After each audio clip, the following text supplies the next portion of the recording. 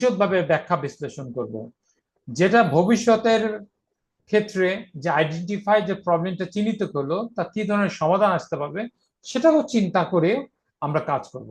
Step থ্রিতে যদি আমরা দেখি, এরকম গাছের একটা শাখা পোশাখা, শিকড়, পারপাস এবং বিভিন্ন ধরনের স্টিকি নোট ওখানে ডিস্ট্রিবিউট করা আছে, আপনারা দেখছেন। সেটাও দেখা যাচ্ছে, যেমন applied research, monitoring, evaluation, community system standing, policy development, capacity development, dignity belong justice, হ্যাঁ, সবকিছু দেখা যাচ্ছে।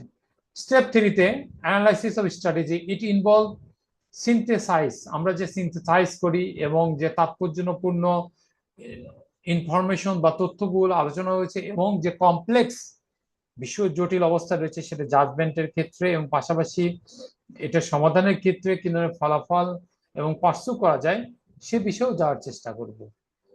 আমরা যদি ব্রাঞ্চিং বা রুট কজ অ্যানালিসিসের ট্রি ডায়াগ্রামটা দেখি, আমরা ট্রি ডায়াগ্রামে দেখছি যে কি ধরনের সমস্যা রয়েছে, এর বিপরীতে সিমটম কি রয়েছে। তে আমরা এই কজ আর ইফেক্ট প্রবলেম ট্রির ক্ষেত্রে আমরা একটা এক্সাম্পল দেখছি যে বিভিন্ন ধরনের কজ গুলো রয়েছে। ওখানে বলছে যে টাইটেল এখানে হতে পারে, ইফেক্ট গুলো কি হতে পারে, এক্সাম্পল টেক্সট আকারে। এরকম আমরা গাছের একটা প্রতিকৃতি তৈরি করে বড় আকারে প্রিন্ট করে পোস্টার পেপারে আমরা বিভিন্ন সেক্টর ওয়াইজ, সেগমেন্ট ওয়াইজ এখানে আমরা বিষয়গুলো স্টিকি নোট দিয়ে পুটিং করার চেষ্টা করব। এবং পাশাপাশি আমরা লিঙ্কেজ বিল্ডিং করব, ইফ অ্যান্ড দেন, মানে রেজাল্ট চেইনটা ঠিক মতো আছে কিনা সেটাও দেখার চেষ্টা করব। কেন আমরা প্রবলেম ট্রি বলি, তো সেটা আমরা যদি দেখার চেষ্টা করি যে এখানে একটা দেখা যাচ্ছে টিনেজাররা কেন স্কুল ফিনিশ করতে পারে না। এক্ষেত্রে আপনারা দেখছেন বিভিন্ন ধরনের নিচের বোটমে এক ধরনের বিষয়গুলো রয়েছে, টপে এক ধরনের, আর মাঝখানে মেইন যে কোর প্রবলেম স্টেটমেন্ট যে টিনেজাররা সঠিকভাবে স্কুল শেষ করতে পারে না কেন, কি কারণ। আমরা যদি রুট কজ বা শিকড়ে যদি যাই, প্রথমত পিতামাতারা তাদেরকে এনকারেজ করে না, অর্থাৎ তাদেরকে উৎসাহিত করে না, যে বাবা মা তাদেরকে বলে না বাবুরা তোমরা স্কুলে যাও। যার ফলে আহ পিতামাতারা মনে করে যে স্কুল কোনো গুরুত্বপূর্ণ না, বা স্কুলে না গেলেও চলবে, বাচ্চার বাবার সাথে মাঠে ঘাটে কাজ করবে এরকম।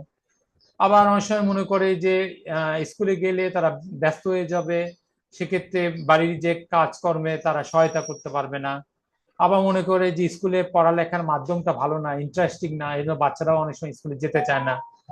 আবার মনে করে যে স্কুলে গেলে তার বাচ্চার বাবা মা কে কিভাবে সাংসারিক কাজে সহযোগিতা করবে, কিছু টাকা পয়সা দরকার, এই সময় কি বাচ্চাকে যদি বাবা মার সাথে কর্মস্থলে বা সাপ্লিমেন্ট ওয়ার্কার হিসেবে হেল্প কাজে দেওয়া যায়, চাইল্ড লেবার হিসেবে, সেক্ষেত্রে কিছু ইনকাম আসতে পারে সেই চিন্তা করে। কিন্তু এটা দেখা যায় উল্টা তো কাজ হয় না, ফ্যামিলি ইনকাম লো লেভেলে চলে আসে।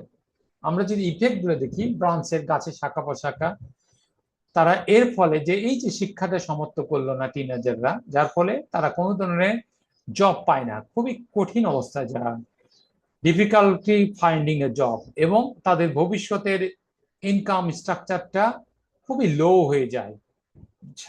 ফলে পরিবারের সংসারে অশান্তি থাকে, অনেক কিছু থাকে।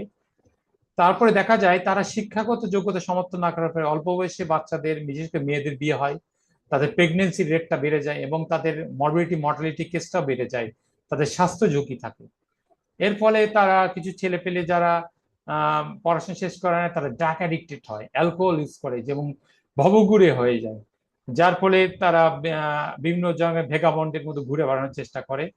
এর ফলে দেখা যায় তারা বিভিন্ন ধরনের অ্যাক্সিডেন্টের শিকার হয় বা বিভিন্ন ধরনের ক্রাইম করে, অপরাধের সৃষ্টি করে। তারা অনেক সময় আত্মহনন বা অনেক সময় আত্মহত্যার চেষ্টা করে এই সমস্যার সময়।